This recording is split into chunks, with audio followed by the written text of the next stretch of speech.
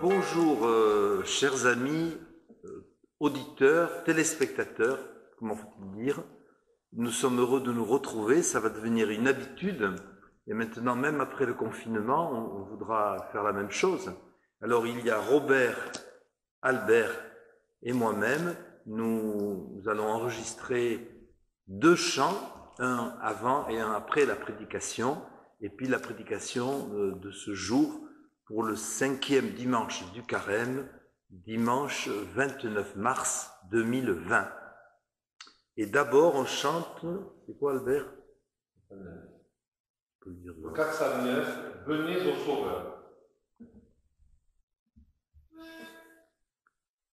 Venez au Sauveur qui vous aime, venez, il a brisé vos fers, il veut vous recevoir lui-même, ses bras vous sont ouverts.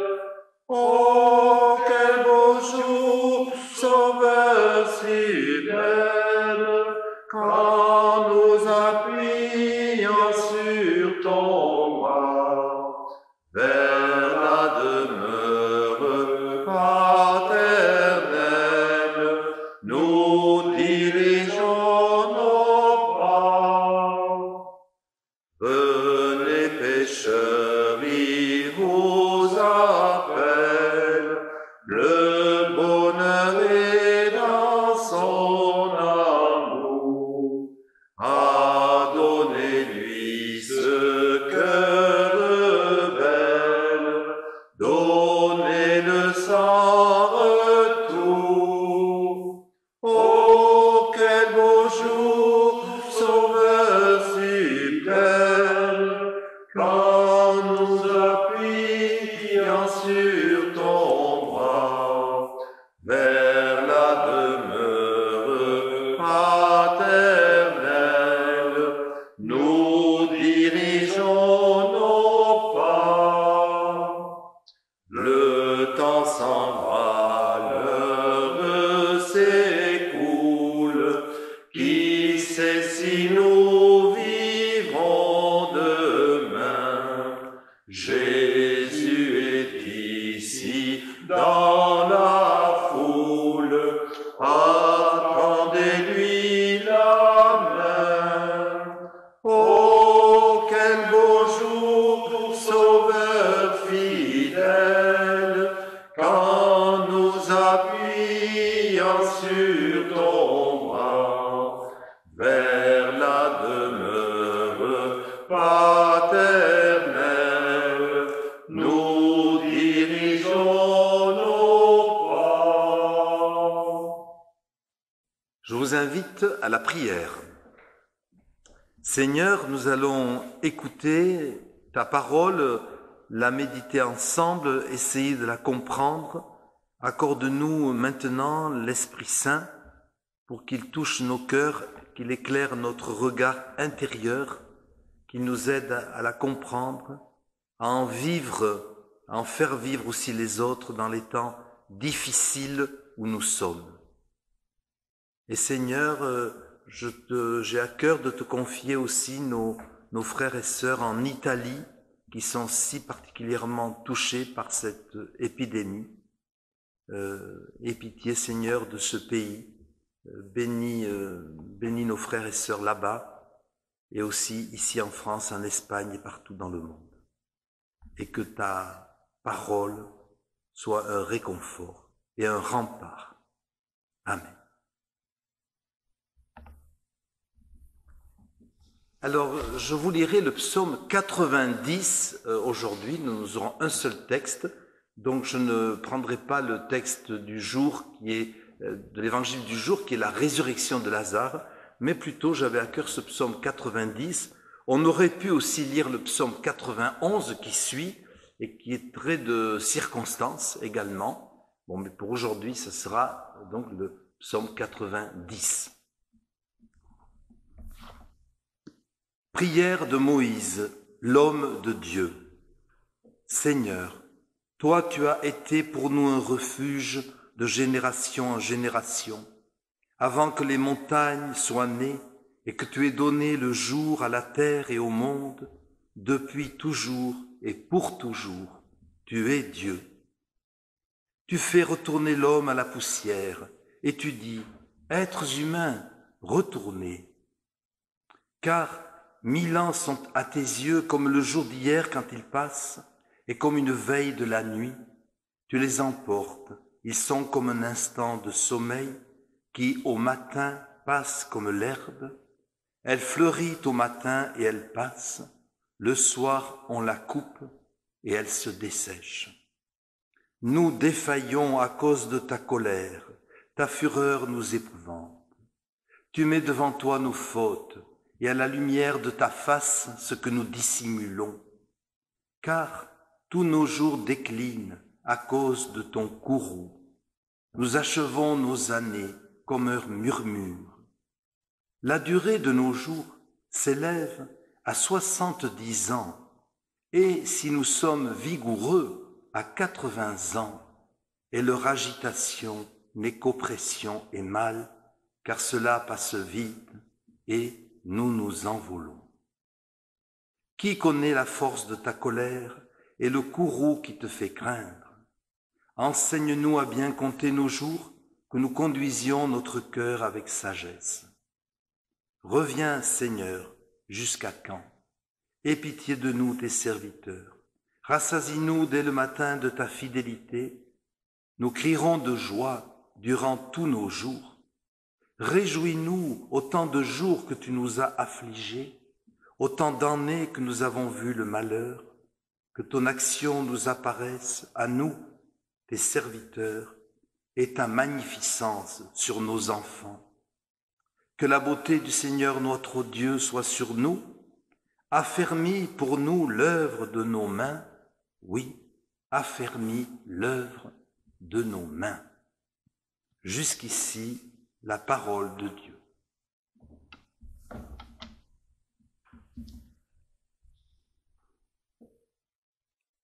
Alors ce psaume, je l'ai trouvé de circonstance. Vous savez que le pape François a écrit une belle prière à l'occasion de cette pandémie en citant ce psaume 90.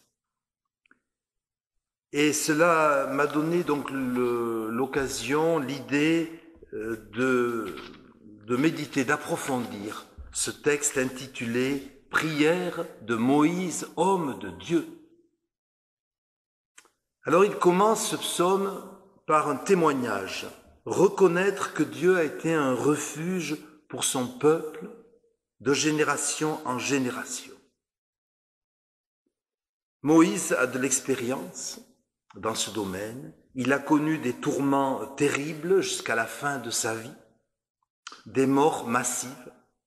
Alors je ne parle pas des 10 plaies d'Égypte qui ont touché le Pharaon et son peuple, mais je parle de ce qui a touché le peuple d'Israël que conduisait Moïse, les conséquences du veau d'or avec des milliers de morts et les conséquences aussi des désobéissances dans le désert avec la morsure des serpents venimeux dans le livre des Nombres notamment. Et chaque fois, l'épreuve a été terrible, mais Dieu a pardonné et il a arrêté l'expansion de la mort. Et donc Moïse, bien sûr, c'est un croyant, il fait confiance en Dieu, en toutes circonstances, il dit, « Toi, tu es Dieu, nous sommes fragiles, mais toi, tu es puissant, tu restes Dieu. » Et ce Dieu puissant et compatissant, frères et sœurs, la Bible nous le révèle. Un Dieu exigeant, mais qui n'est pas bien sûr indifférent au malheur qui touche l'humanité. Alors je pose la question ce matin, frères et sœurs, est-ce que nous croyons que Dieu peut faire quelque chose contre cette terrible pandémie qui nous touche en ce moment?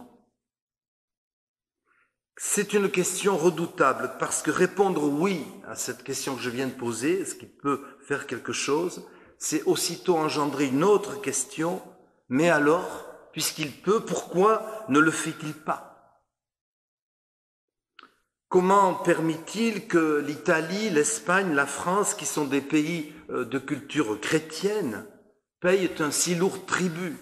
Et bien sûr, je n'oublie pas les autres pays, chrétiens ou pas, peu importe, la Chine et tous les autres pays.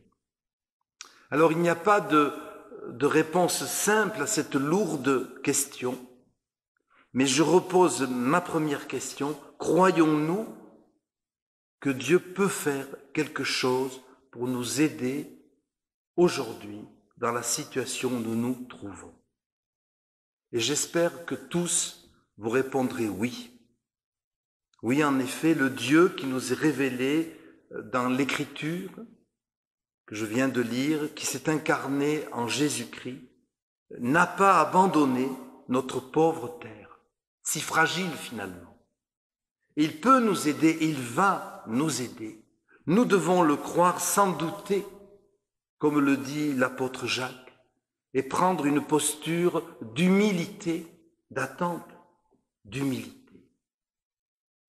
Alors, vous voyez, je prends le texte tel qu'il est, ce qui me paraît une règle quand on parle de la parole. On ne coupe pas les versets qui ne nous plaisent pas, donc je prends le texte tel qu'il est, et il est plusieurs fois question de la colère de Dieu et de son courroux dans la bouche de Moïse. Alors certes, nous devons faire très attention en maniant ce concept de colère divine. La colère divine, dans l'Écriture, s'applique au mal qui est fait dans le monde. Et elle n'est, je précise, ni capricieuse, ni vengeresse. Comme le dit Calvin dans son commentaire de ce psaume, c'est de l'intérieur que le croyant assimile la colère de Dieu, comme un enfant que son père a grondé pour une juste raison, admet la colère paternelle. Donc, vous voyez, ce n'est que de l'intérieur et il faut peser nos mots. Donc, ne voyons pas dans cette épidémie actuelle comme une sorte de colère vengeresse de Dieu, bien sûr. Mais dans chaque épreuve, il y a une alerte que Dieu nous donne pour revenir à lui. Et je pense à l'exil à Babylone qui a touché le peuple juif, que de fois il avait été averti de revenir à la Torah, de revenir à l'Écriture, et il n'a pas su le faire. Et du coup, cet exil a été inexorable. Mais la colère de Dieu, eh bien, qu'est-ce qu'elle a pour objet? Elle n'a pas les humains, bien sûr, en tant que tels, elle a le mal et l'injustice. Dieu s'indigne lorsque son peuple lui désobéit. Il lui arrive aussi de s'indigner contre l'Église, quand l'Église ne fait pas, ne dit pas ce qu'il veut que l'on fasse et qu'on dise. Mais Dieu s'indigne aussi, se met en colère, je l'ai dit, contre le mal, contre l'injustice, contre la maladie aussi.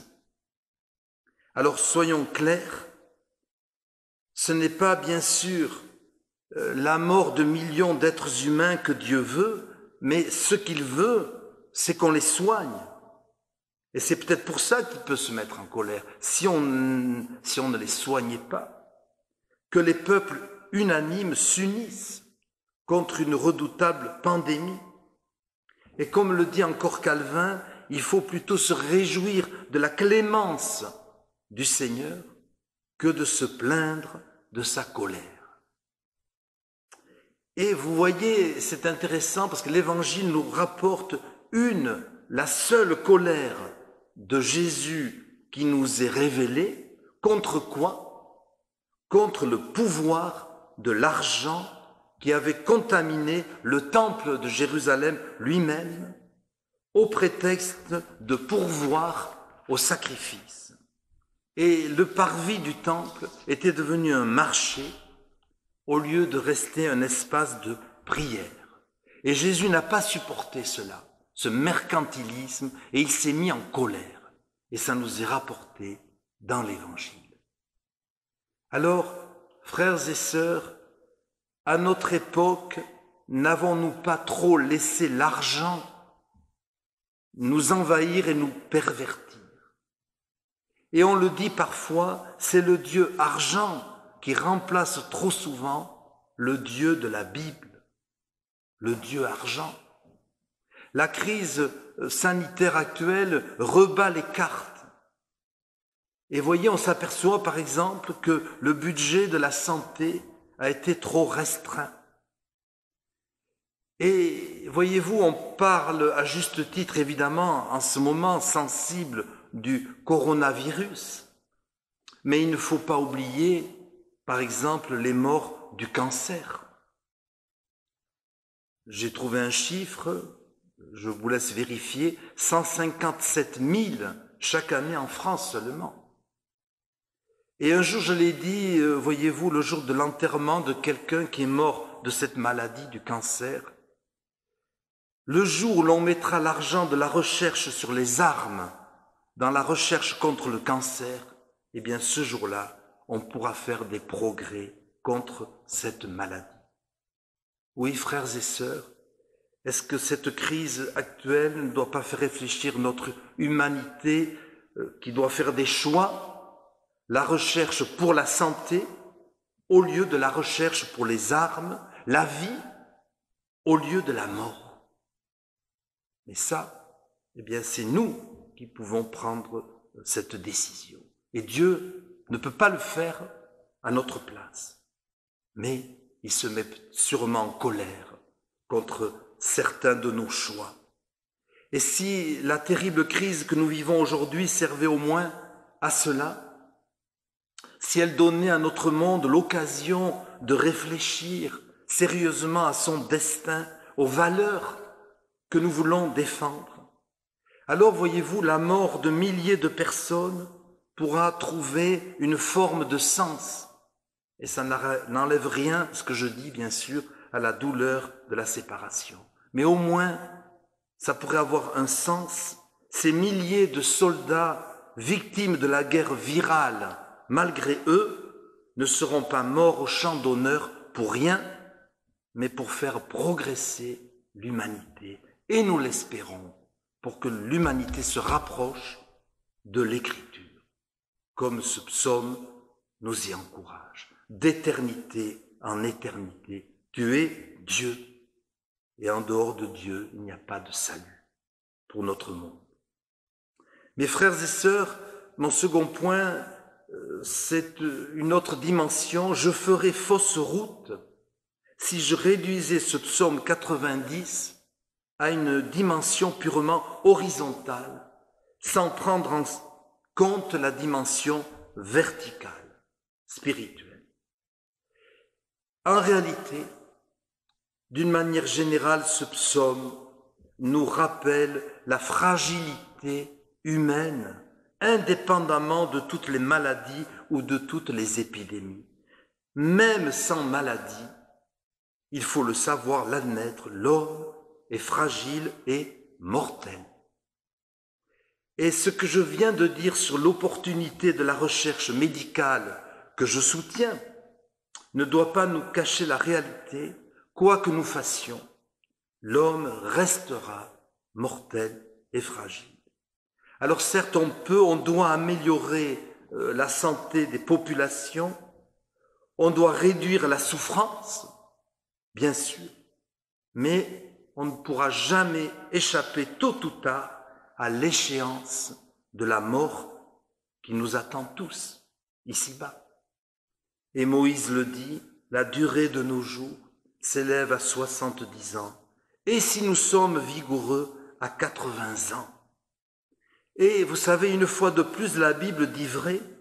En effet, selon une statistique de 2015, l'espérance de vie humaine sur toute la Terre, en moyenne, est de 71 ans, même si en Occident, on vit plus longtemps, pour l'instant. Alors vous voyez, finalement, ça n'a pas beaucoup changé. On n'a pas tellement progressé depuis l'époque de Moïse, depuis l'époque de la rédaction de ce psaume. Frères et sœurs, quoi qu'il en soit, nous devons tous nous préparer au jour où nous aurons à comparaître devant le Seigneur Et c'est le message de ce psaume. Et la nouvelle Bible seconde, dans laquelle j'ai lu le texte, intitule très justement ce psaume « L'homme passe, Dieu reste ». L'homme passe, Dieu reste. Oui, frères et sœurs, nous devons tous avoir conscience que notre vie humaine est fragile, passagère.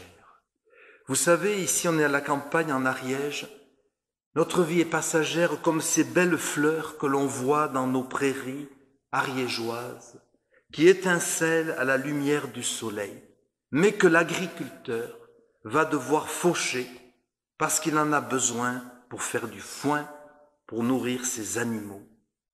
Ainsi est la vie humaine, resplendissante, brillante un jour, flétrie quelques années plus tard.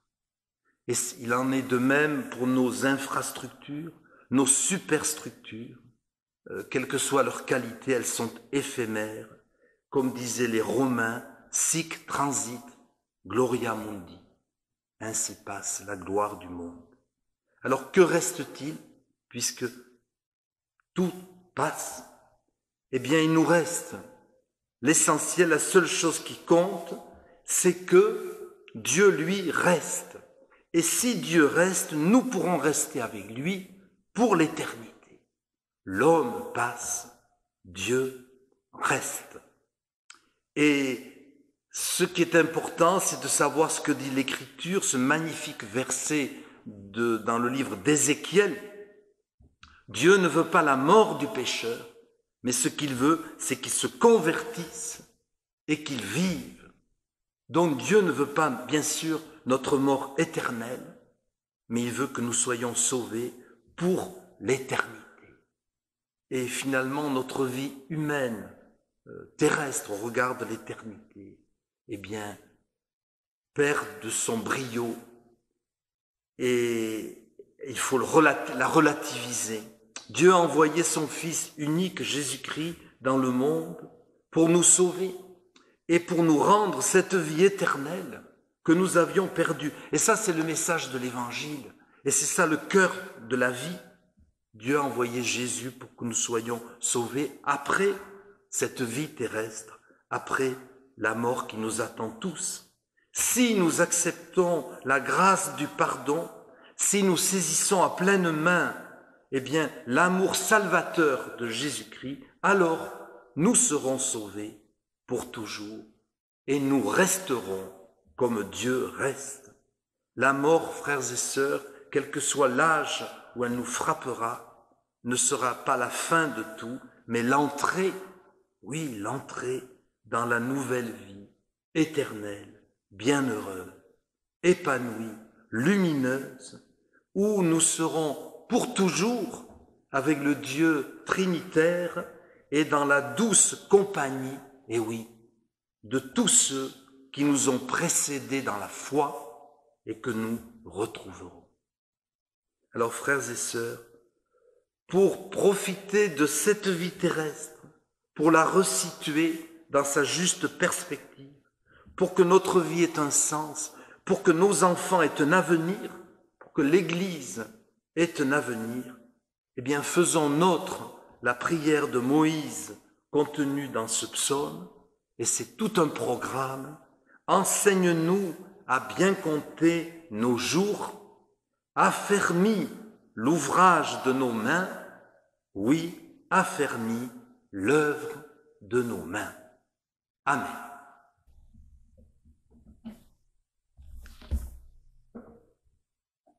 Amen. Merci. Maintenant, j'ouvre mes yeux au 401.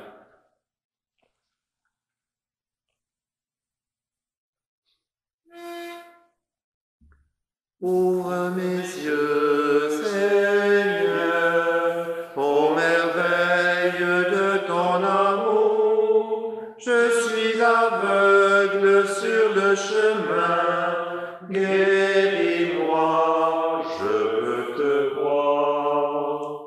Ouvre mes mains, Seigneur, qui se ferment pour tout garder. Le pauvre a faim devant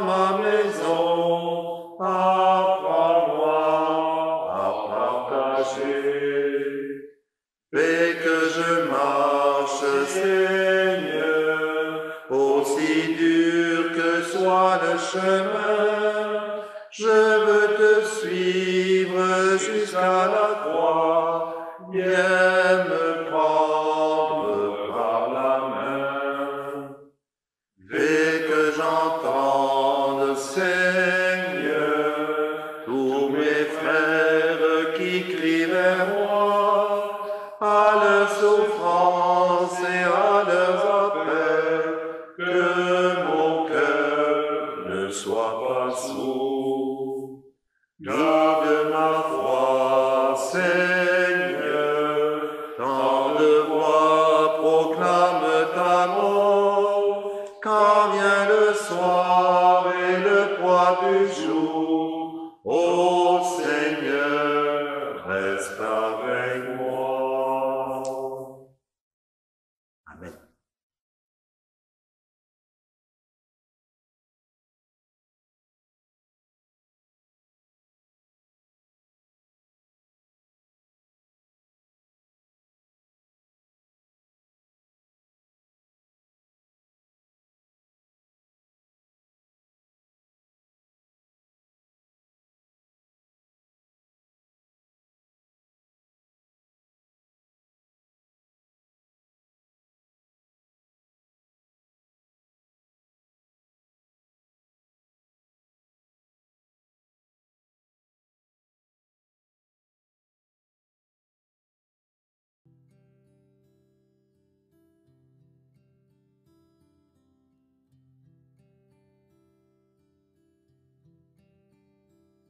J'écouterai ce que dit Dieu, car il est droit pour qui l'écoute. Sa paix divine est sur tous ceux qui vont à lui quand vient le doute. Fidèlement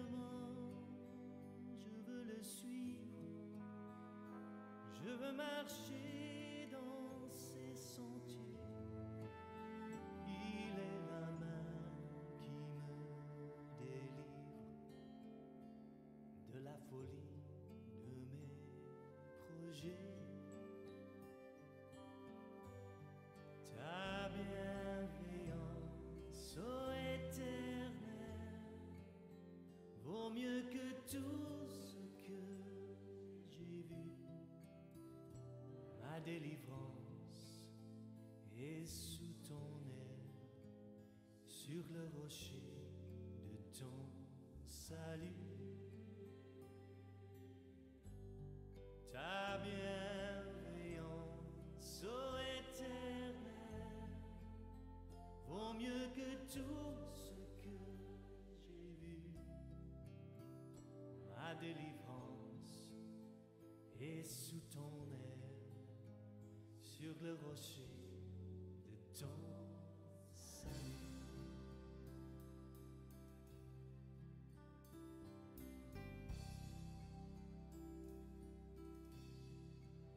Sa gloire est proche, son règne vient, et le pays est apaisé. Lorsque la crainte est en chacun, lorsque son